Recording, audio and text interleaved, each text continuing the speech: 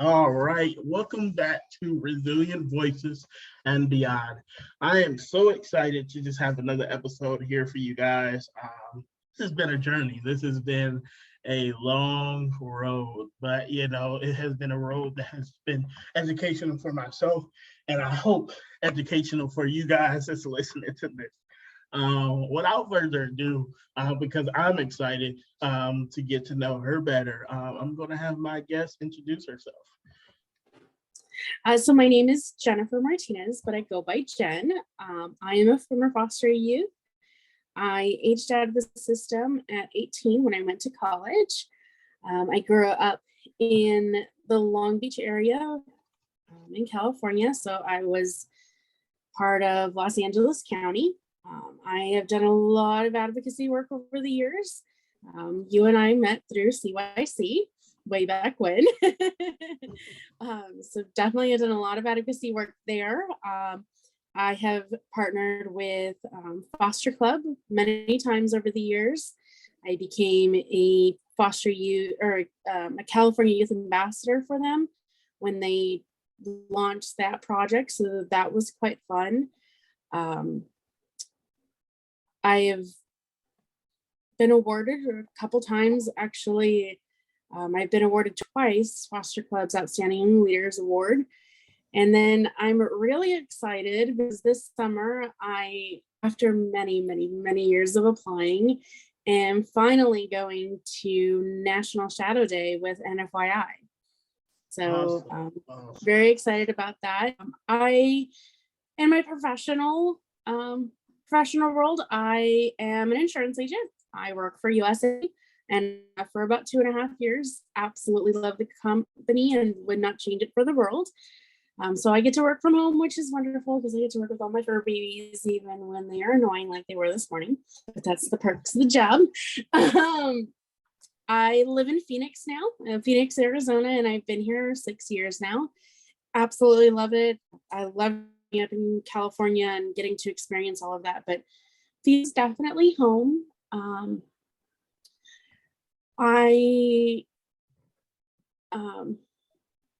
Something that's actually in progress right now that is kind of just the next thing in we're going to call it my advocacy journey, is I'm actually in the process right now to becoming a foster parent. So I am almost done with my licensing courses and just got to get the house ready and set. And, I spoke with about 6 to 8 different agencies here in Phoenix, because it's a little different than how California is. The agencies do everything as opposed to the state. And I found a wonderful agency established by 2 former foster youth, their siblings. And every agency that I spoke to was like, we want to have you, because I have said I'm willing to foster teenagers, because I was a teenage foster kid myself. I came into the system at 16 years old. So I know how notoriously difficult it is for them to find placements for them. So yeah, that's kind of me at the moment. Awesome, man. You kind of dropped a lot of nuggets, and I just want to say, wow, like congratulations on all the awards and achievements that you have accomplished in spite of, and then I don't say that lightly. I know why you say in spite of, but honestly, it's because of my experiences that's what drove me to succeed, and to do everything that I've done. And it was because I know I was really blessed when I was in the foster care system. My mom, she's been my mom for like 15 years, almost 15 years. She's still my mom. She's my former foster mom, and she's still my mom. And I've had wonderful experiences with her. Like I've gotten to testify at all levels in California about parents like her. And it's because of that I chose to do better, because every child deserves exactly what I had, loving, caring home. And so it's not in spite of what I went through. It's because of what I went through that everything just motivated me to do better, because every child deserves better. And we're not doing it for ourselves. Like, I'm 30 now. We're not doing it for ourselves anymore. It's long since passed. We're doing it for any and every child that has to come through the system, because we'll never be able to get rid of the foster care system, no matter what we would like. We're not going to be able to get rid of it, but we can make it better. Definitely. What you kind of brought into my first question, but I want to dive a little bit deeper because in order for us to understand the expert, we have to understand the experience. So what brought you to this place, a perseverance and advocacy and what have you. So if you don't mind me asking, how did your experience in care start? And what did it look like ending? Yeah. So, like I said, I came into care at 16. At the time, I was already living away from my primary family. I was living with my grandmother, and things just kind of went from good to bad to worse. And, multiple family friends and stuff like that were involved. And ultimately, everything always seemed to happen at homecoming, but it was a homecoming where my grandmother kicked me out. And to this day, I always maintain that, my dad and I are all very much alike. So when you get strong-willed people like ourselves and we are butting heads, it doesn't quite work. And we could not figure out how to see eye to eye with each other. And we were always battling and struggling with each other. And it was not an environment conducive to continuing to learn and grow. And one of my best friends, I call him my brother because we have been friends since we were kids. We literally met in middle school, and his parents made the call that weekend. They of course said, our home's always open. We have room. Come over this weekend. We'll take care of you. And yeah, they're the ones who actually called social services, and decision was, we had a meeting. They called my parents. They called my biological dad and my stepmom. And my dad, ultimately said that he did not want to have me back in his home. He said that it was an unsafe environment for my sister, which it wasn't, but butting heads again with same like people, it's something else. And DCFS made the determination that they were not going to put me back into my grandmother's home because it was an environment where I was sure to fail. Those were their words exactly. And I went into care that very first night. I got placed in a home much further away than what I was supposed to be. So in LA County, there are 2 Jordan high schools, one in Long Beach, one in LA. They thought that I went to the one in LA, so they placed me by the one in LA. Of course, California has its rules where foster youth have their school of choice, or their school of home record as their first choice, and DCFS has to make every possible attempt to keep them there, and that's what happened. And that first home, I was literally with her a day. She reached out to her foster family agency and got me placed somewhat closer. It was still kind of far, my foster mom took me as many days as she possibly could, and if not, I took 2 buses to get to school. And then they were a great family, but they made the decision that they were going to move, and it wouldn't support them being able to continue to foster.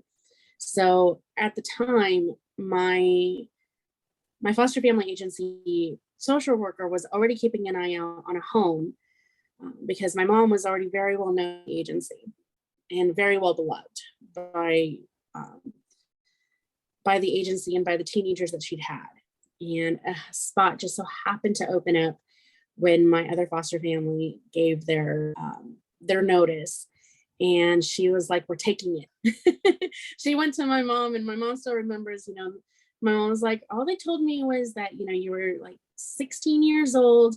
You were doing really good in school. You went to the school right down the street from the house, and you were involved in a lot of activities. And they asked if I'd be willing to take you." And she was like, "Of course." I said, "Yes." I had the room, and yeah, that's kind of how things went. And I stayed with her, and I went off to college, and yeah. Definitely. So, thank you for terminology. Were you adopted? Did you age out? Like, what did that transition look like towards college? So I aged out. I went to school at 17, so I was still a ward of the state, even though I went out of the state. I was still considered a ward of the state. Um, Adoption could have been an option had I wanted to, but since I was of age to make that decision, I decided that at the time it was not for me. I really didn't want to. I really didn't want to try to meet prospective families and deal with stuff, and then be moving out in a couple months when ultimately that determination was made by the court to terminate my dad's parental rights. And so I just decided, you know what, I'm going to age out. And like I said, I was still a ward of the court. My social worker had to go from California to Idaho because that's where I was going to school, and she had to, do like an exit interview, and the court ultimately terminated my case at 18. And, I did a lot of independent living services, a lot of ILP services throughout the rest of, the remaining 3-4 years. And yeah, so like it would have been an option, but I chose not to. It was discussed with my family about 6 years ago, if maybe about doing an adult adoption. And my brother kind of made a really good point, and it was, I think, the best point he could have made. He said, "Do you really need a piece of paper to tell you that we're your family?" He's like, "Do you really, really need a piece of paper for me to be able to say I'm your big brother?" And, I agree with him. It's good for a lot of people. For me, it just wasn't quite there. So. Definitely. Okay. And I guess, my next question would be, because this looks differently. Some people, it actually works out. Some people it doesn't. What support, like you kind of mentioned them, you did independent living and so forth, but can you give me a little bit more about what kind of supports were there in that transition after 18? Like you aged out, like what supports did you still have available? Yeah, so I had some support through my college, not exactly the best support because they didn't have a program, like I know a lot of the schools in California do, where that program's been developed for former foster youth. So I really didn't have all of that. I still occasionally reach out to my ILP coordinator or my former ILP coordinator. And so there was a lot of different things that they had, where they could help with like food and school expenses and, like clothes and stuff like that. So those were always really helpful. I actually just found receipts. We just moved 2-3 months ago. And I just found receipts of those that I got rid of finally because I'm like, they're years old. They don't need to be here, but at that time, that money was super helpful, even if it was only $400 because we didn't have extended foster care at that time. We didn't have AB 12 that California has. It was one of the members that helped bring that about and really advocated for that. But at the time, it didn't exist for us. So, and there was some, like independent living programs that you could do, but they weren't anywhere where I wanted to be. So I, did college and then went and lived with family pretty much until I moved out here. So, Okay. Yeah. Definitely. Thank you for sharing that experience and what have you. My next question, kind of going right along, is now you're an adult, you're in college, what was some of the barriers that you didn't expect that you had to kind of learn on the fly? What I remember one of my biggest things was I was trying to apply for financial aid and I kept getting stopped because the school I was going to kept wanting information about my parents' tax returns and stuff like that. And I was like, I don't have that, and so like my social worker had to step in to help because she's like, obviously I was a ward of the court. And that was it was kind of eye-opening because I never really saw that difference. And there were other times where, people would go home for the weekend or they'd go home for spring break, and yeah, the county offered to pay for me to come home twice a year for Christmas and for the summer if I could, but there was always that thing where am I going to stay? Like I could get away with spending 2 weeks at my mom's house during Christmas, but the summer kind of can't do that. I was overage at that point. So those are definitely some obstacles. Thankfully, the county worked with my school, and so I could stay during the summer. The county paid for all of that, so that was great. But there were obstacles that most kids don't think about. And even like simpler things like not having your license, not having your car, like having your car of your own. Those were things that were definitely obstacles, being a teenager and then just being a really young adult. Obviously now those are completely different. I have my license. I'm a full-fledged adult, I have my own home, stuff like that. But as a young adult just leaving care, those were some pretty big shocks. They really were. Working with, transition age youth, I see that all the time. And that's one of the biggest reasons why I asked that question, because I'm like, well, I wonder, we all have our many different experiences, and just hearing your story, it is unique to me, and so forth. So I wanted to ask to kind of get a sense, like, what did that look like? What kind of barriers to stump you? And conveniently enough, I get that financial aid like all the time from not even myself. I remember the day going in, because first of all, I when I went to college, I felt like this was not a place I was supposed to be in. Like I, to be real with you guys listening and to be real with you, I honestly felt like when I walked through that door, like I wasn't supposed to make it here. Nonetheless, I don't think I'm welcome here. Right. That's exactly how I felt. Because the statistics are so stacked against it, and it's unfortunate that you get told those things. But I think I was just, I was in a position already from my high school counselor and whatnot to be in that position to go to college. I was in AP and advanced courses and stuff like that. And my counselor was amazing. She flat out said, she's like, you're not allowed to apply for any California school. She's like, I want you to go elsewhere. I want you to go out. So, even things like getting waitlisted for Notre Dame, that was a big accomplishment for me. I didn't get accepted, but getting waitlisted, that's a big deal, because it's super hard to get into there. And those were just things that she didn't care. She knew I was a foster kid, she obviously knew all of that. She didn't care. She said, I'm still going to push you. I know the statistics for foster youth going to college, but we're going to make sure you go. And so, those are just some of the differences. Definitely. Wow. So one of my biggest questions that I asked in doing this, because it shows differently for everybody that I interview. What was mental health?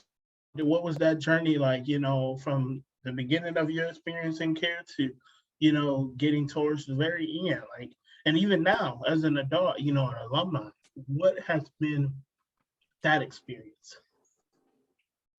I remember when I was in care, the court mandated that I have court therapy.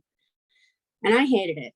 To be honest, I hated it. And I know that there's such a negative stigma around mental health in the system. And I'll be honest, because of that stigma that there is, that carried through with me for a long time. And so there was a lot of trauma and anger and frustration over the years that just kind of got suppressed. I put it in a little box and neatly put it away, until everything was stacked. And they're not staying nicely in their little boxes anymore. And honestly, it wasn't until last year where, during the height of COVID, that I finally broke and changed my stigma on mental health. I'd been with my partner for so long, and we separated last year, and it was a big deal for me because we'd been together for over 5 years. And when we split, I honestly had a mental breakdown. And, it took a lot for me to be open and honest, even with my primary care, and admit I need some help. Let's get that recommendation sent out, and trying to find a therapist last year was extremely difficult because so many people were beginning to feel that, how do you say it? Just that weight from COVID, whether it be because people were working from home or they had lost someone or many other different reasons, and there were so many caseworkers who were just like, I can't take on any new patients. And I finally found two and talked to one. I kind of liked her way of putting things. She called it word vomit. And she was like, I'm just going to basically let you word vomit it all out, and we're going to go from there. And then the other one took a different approach, and I liked it too. And she was more like, hey, we're going to find, we have a plan, we're going to set a plan in action, and we're going to go through that. And so, honestly, she's part of the reason that I'm doing pretty good. And I don't see her as much anymore. I used to see her once a week, and I see her once a month now, maybe. And it's definitely different. I don't see mental health as something to hinder you. I see it as something that's absolutely necessary. And, while I'm not a big creator on TikTok, that has been my focus on TikTok as a creator, it has been with mental health, and I'm all for health and trying to it. And for those of us that have that suppressed trauma and anger and frustration, and it's a difference when we're willing to do it now as adults than when we were told as kids that we had to see this therapist once a week or twice a week or whatever it was. And if you're on any type of medication, it was always a bad thing. And now it's just what? We've been through a lot. Our generation has been through a lot, and we've been through a lot, especially in the last 2 years.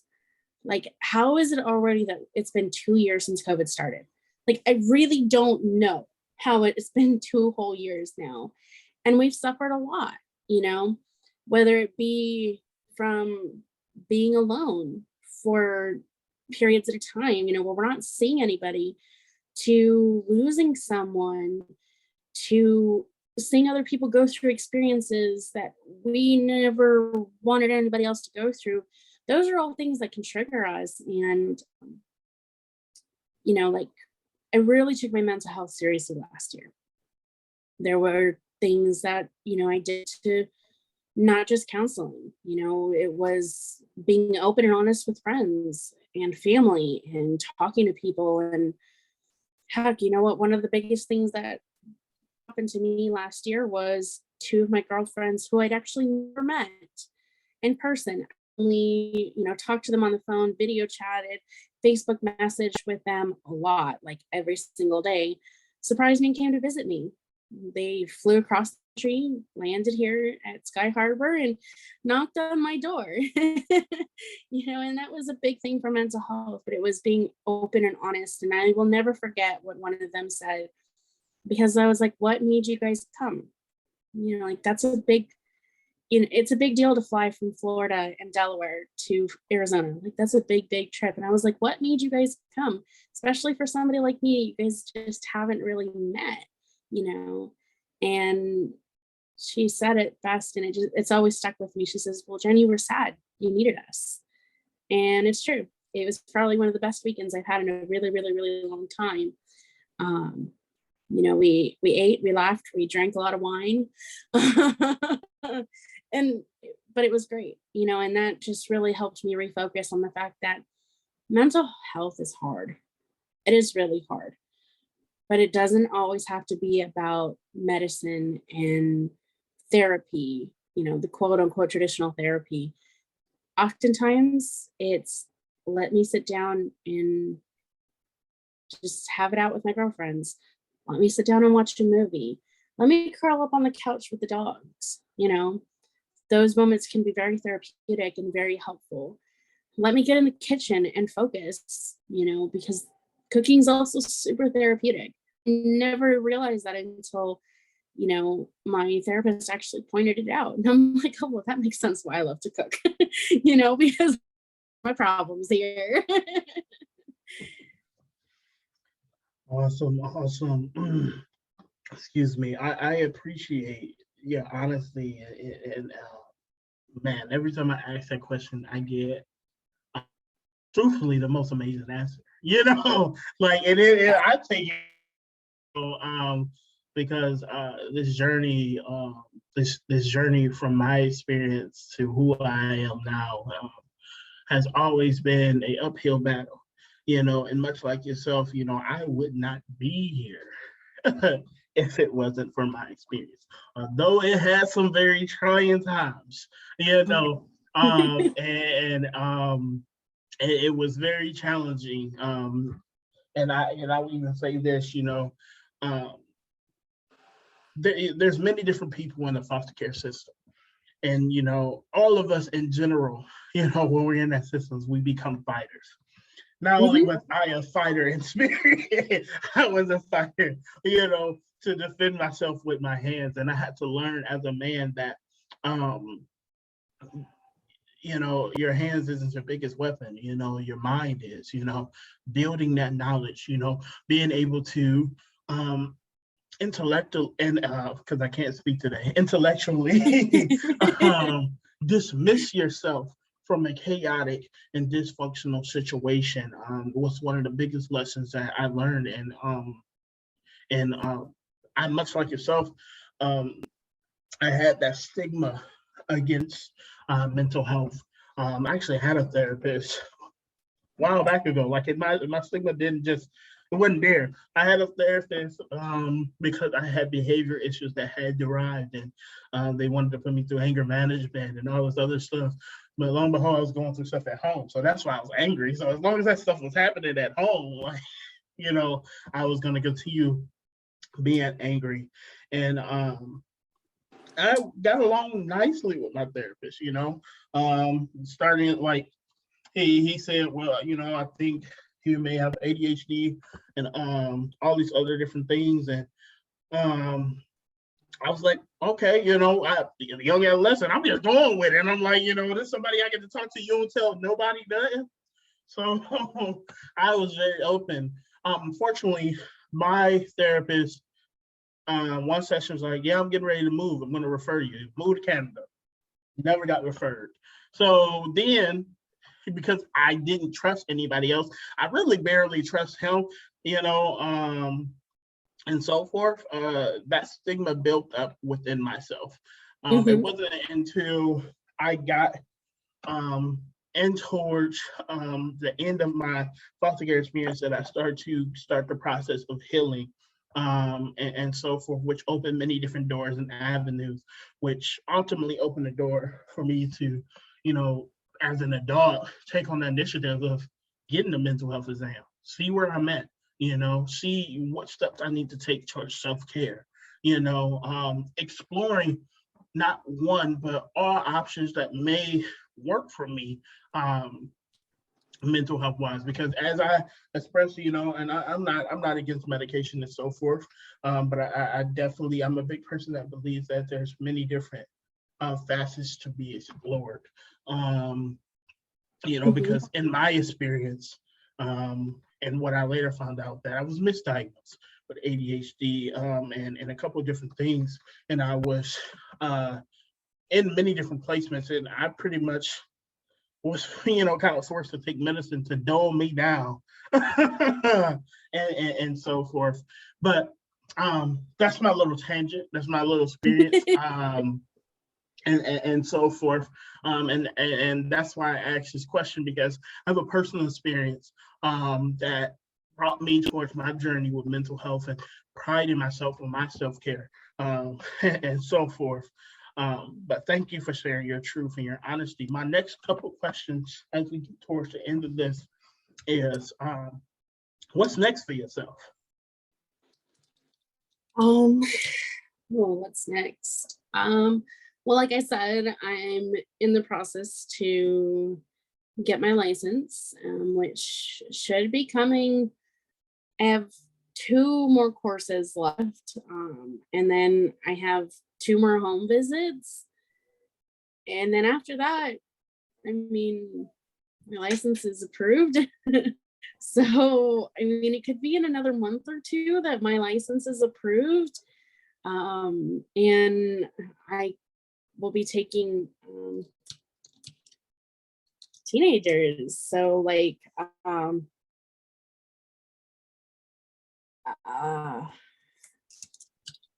yeah, like, I mean, as it is, I'm already kind of running a zoo pretty much. I've got 3 dogs and 4 cats, and I'm about to add a teenager or 2 to this mess. Well, you know what? Let's do it.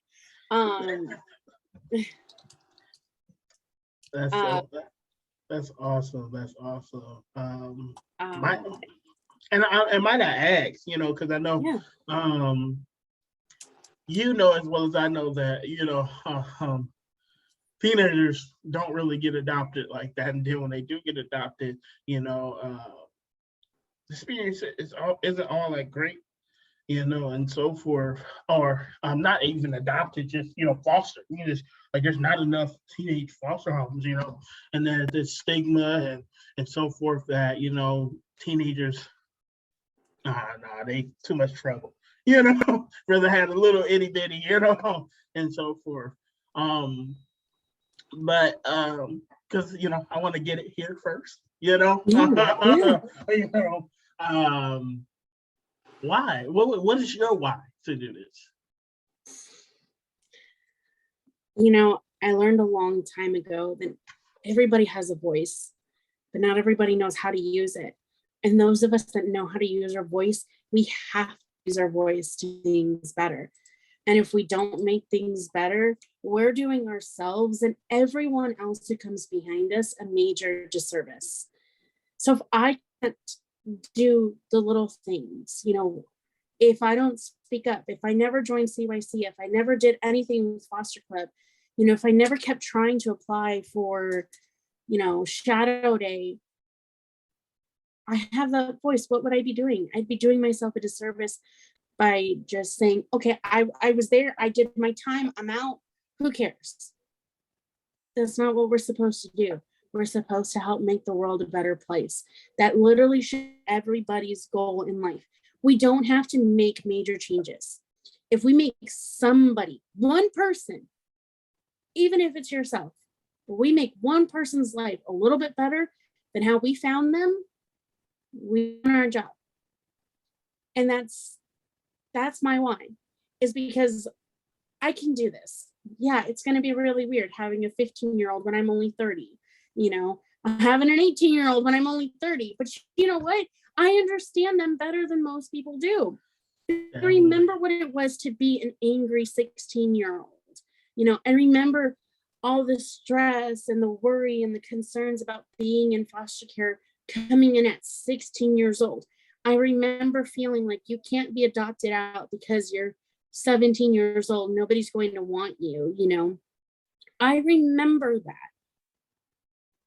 I was blessed with the opportunity to move into this home where, I'm only renting, but it's a beautiful home with a fantastic owner, and she's given the go ahead for everything I wanted to do. I have the space, I have the room, and even better, I work from home. I can dedicate more time because I don't have to worry about travel time and stuff like that back and forth between work. I can dedicate that time to a child in need. And, again, I know how hard it is for teenagers to,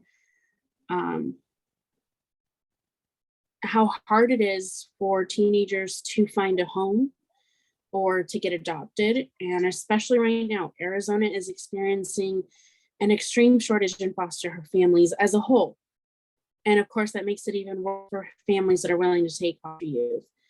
And even if every kid doesn't like me, but if every kid leaves my home saying, you know what, I at least enjoyed my time with her, or she helped make a difference, then that's what we're going to do. That's what we're going to do. Thank you for that. And I feel like it was some tips and tidbits in that, and that was my next question. So I leave that, those graceful words and powerful words to end us out here. And I just want to say I thank you for honoring me with, your story and your experience, and, being, open to being able to share that with us today. I say this all the time, if you've listened to, my podcast, you already know COVID is out there. It is here, it's doing its thing, and it may be here for a while, and you know what? That's okay, because we can do things to ensure our safety. If you're thinking about getting vaccinated, haven't yet done it, for whatever reason, do your research, make your peace, pray, whatever you need to do, get it done. If it's not for you, if it is not for you, I'm not getting political, not choosing nobody's side and so forth. That is your right. Okay. But make sure that you're taking the proper precautions to stay safe. I know many different things are loosening up and stuff like that. Use a mask at your discretion. Make sure that you're still following basic protocols that, and let me say this, washing your hands, sanitizing, those are things that were recommended medically before COVID to just naturally do to stay away from germs, viruses, and colds and what have you. But, hopefully I don't make nobody mad. We need to just make sure that we're doing these things because it takes all of us. We all are this big village. Even many of us that are alumni, we consider ourselves brothers and sisters with the alumni of the world. So that's one village, but we all are this big village. So it takes one of us just to ensure the safety for all of us. So just take that, heed that as you will. I just want to thank you guys for listening, continue to support me, and so forth. Continue to watch Jenn's advocacy journey and so forth. I would be excited to have you back as you start your fostering journey and so forth, just to talk about that experience being an alumni, fostering and so forth. But love to.